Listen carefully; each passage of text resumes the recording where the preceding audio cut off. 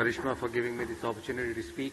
Honorable President, Office Bearers of the Cricket Association of Bengal, members of the organization, guests, and most importantly players who've been here this evening. I can't see all of you because it's a bit dark behind, but I take this opportunity to welcome all of you here for this evening for the launch of the Bengal Pro T20 League.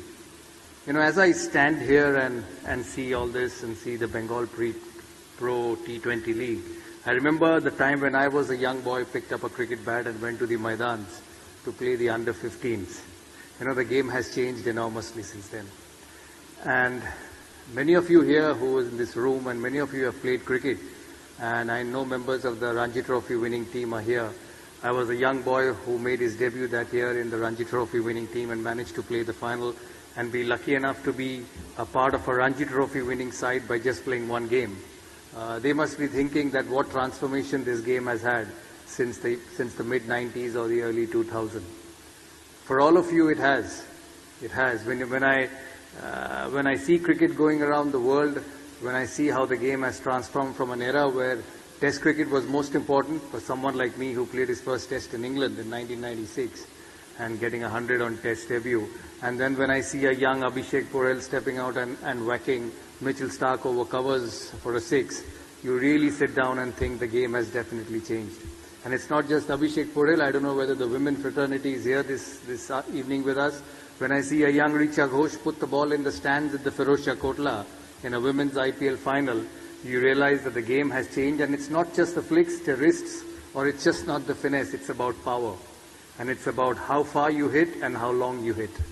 So it's a great introduction to the game.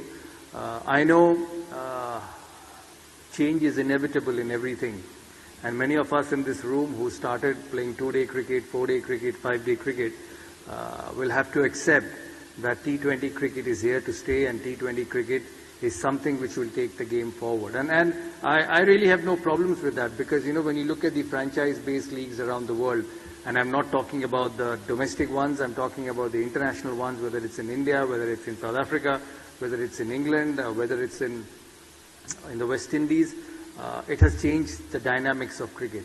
It has given opportunity to everyone.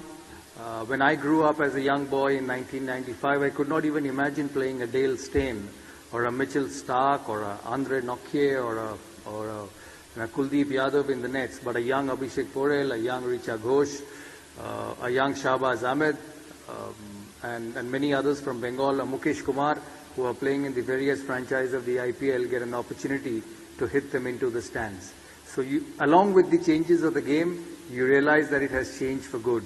And I'm sure this Bengal Pro T20 League will be something which will bring a different dynamics to the way T20 cricket is played in the state. I remember when I became first president, and I was at Eden Gardens, and I was very keen on bringing the 4-day, 5-day Super League in Bengal cricket. Many said that, you know, how will the players play 4-day cricket? How will the players play 5-day cricket? Because they just play 2-day matches.